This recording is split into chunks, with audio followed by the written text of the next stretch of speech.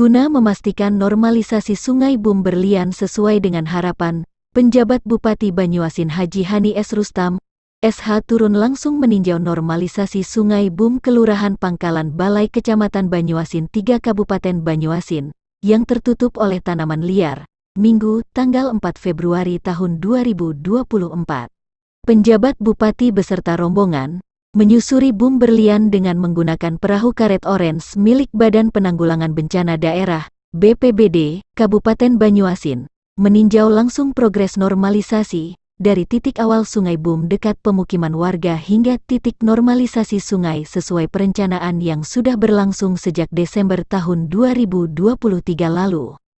Hani menjelaskan, progres yang turut dibantu oleh pihak waskita tersebut sudah rampung dilaksanakan sebagaimana mestinya, yakni lebih kurang 890 meter. Setelah kita cek langsung memang hanya ada beberapa titik yang masih terdapat tanaman liar seperti eceng gondok dan sebagainya di bawah air, namun alirannya sudah lancar meskipun sekarang cuaca dengan intensitas hujan yang tinggi.